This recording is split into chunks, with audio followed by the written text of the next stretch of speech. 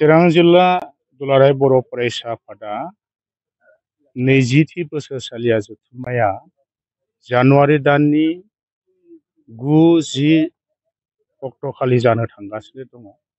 बिसनि साब डिभिजननि सिङाव थानाय बलांगुरि हालामाव बेयो जागोन गाजा गोमजायै। बे जानो गोनां हाबाफारिनि सायाव दिनै चिरां जिल्ला दुलाराय बर' फरायसा आफादा गासै दखरा आरो दालाय आफादनि जिल्लानि दैदेनगिरिफोरखौ लानानै प्रिपारेसननि सायाव जों गोख्रोङै सावरायलायदों आरो बेवहाय जोङो गोदान बोसोरनि लोगोसे ज' बयबो जोंनि वार्कारफोरखौ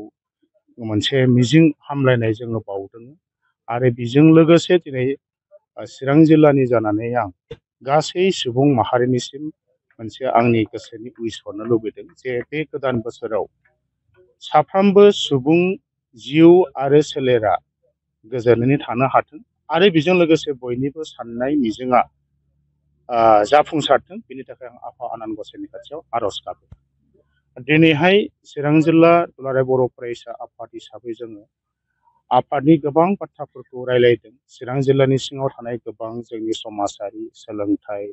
जोंनि ओनसोलनि जि माखासे थासारि बेनि सायाव जों गुवारै गोथौयै सावरायलायनानै माखासे समाजनि सार्थआव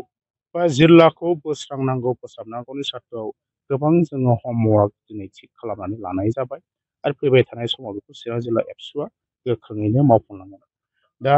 बे सावरायनायनि गेजेरजों नोंथांमोननो आं बेखौनो फोरमायनो लुबैदों आरो नोंथांमोनखौ बे चेनेलनि थ्रुयै गासै रायजो राजाखौ आं खावलायनो लुबैदों जे गोदान बोसोर जेब्लानाखि फैयो बा गोदान बोसोरनि अनगायैबो बैसागो मागो जायो बे समाव चिरां जिल्लायाव बोसोरबासो जोंनाव मोनसे थासारिया ओरैबायदि ट्रेन्डजों फैदों जे रंजानायनि नामाव गोबां माने जोंनि जि फरेस्ट एरियाफोर दं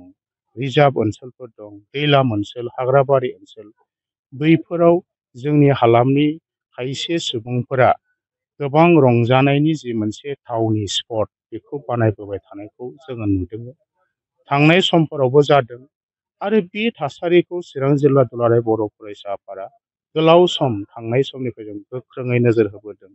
आरो समाजनि ओनसोलनि इयुन जेनेरेसननि सार्थआव जों माखासे बाथ्राफोरखौ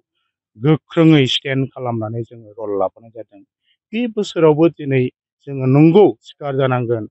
दुलाराय बर' फरायसाफोर रायजो राजाफोरनि बा सरकारनि आरो एडमिनिस्ट्रेसननि नाजानायजों थांनाय समाव जि लेभेलाव जादोंमोन रंजानायफोरनि जि थावनि बेफोर एबार खमायदों। दा बे बोसोराव जों मोनथामसो जायगायाव जोङो नुबाय थादों बिथांमोना गोजाम बोसोरनिफ्रायनो दा जानुवारि फैबाय बे जानुवारिसिम सोलिबाय थादों। बेवहाय जोंनो रायजो राजाफ्रा गोबां माने अभिभाबकफोर जायफोर समाजनि थाखाय मोजां सानग्रा इयुननि थाखाय मोजां सानग्रा हारिनि थाखाय मोजां सानग्रा बायदिसिना बिथिंखौ नुनानै दिनैहाय बिथांमोना जोंनो रिपर्ट हरदों जोंखौ खावलायदों जे उमुक उमुक जायगायाव जि रंजानायनि मुङाव जिबायदि मोनसे पिकनिक स्पट खालामदों बे थासारिया मोजां जायाखै। जाय थासारियाव जोंनि फरायसाफ्रा बेहाय जेबो बेनिफिट गैया जोंनि समाजा जेबो बेनिफिट गैया जोंनि हारिया बेजों जेबो लाब जानाय नङा जोंनि ओनसोला बेजों जेबो चेन्ज जानाय नङा बेबायदि बाथ्राखौ बुंदों आरो बरन्स माने गाज्रि फारसेजों गाहाय फारसेजों थांनाय सिनारि नुदों होननानै जों फोरमायदों। बेनिखायनो जों चिरां जिल्ला एबसुनिफ्राय गुरैयै खावलायगोन जोंनि रायजो राजाफोर पिकनिक स्पटखौ खालामग्रा अर्गेनाइजार बिथांमोन नोंथांमोना जाहाथे रंजानायनि नामाव बेबायदि थासारिया जुदि गमामायै जादोंबा बेफोरखौ गोख्रोङै नोंथांमोना दिनै बन्द' खालामनांगौ आरो मोजां मोनसे सिन्थाधाराजों बे रंजानाय स्पटखौ गुसुं समनि गेजेराव फोजोबनानै लानांगौ जों बेखौ खावलायदों। मोनाबिलि गोलाव समसिम बिथांमोना जाहाथे प्रग्रामा जाया आरो बायदिसिना बाहाय थासारिफोर बायदिसिना नुथायफोर जाहाथे जाया मानोना बे थावनिफ्राव जों नुयो गोबां फेमिलि गोबां गथ' गथाय फरायसाफोर थाङो। दा बेहाय जुदि दिनैबो जुदि जोंनि समाजाव बेबायदि 21st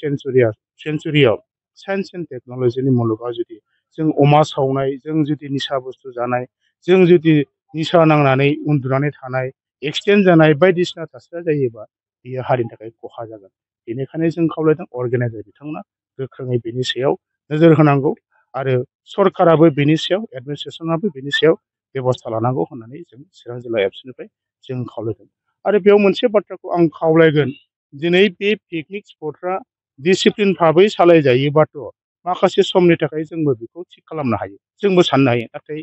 दिनै जि परिखा फैबाय थादों बे परिखा समाव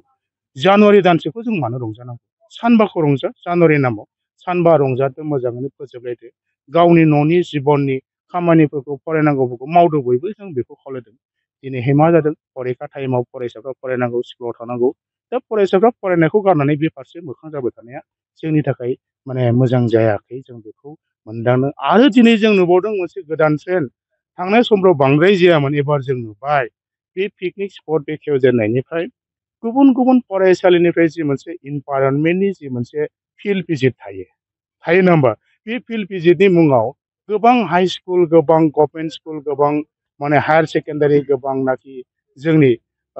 बे फरायसालिनि फरायसाफ्रा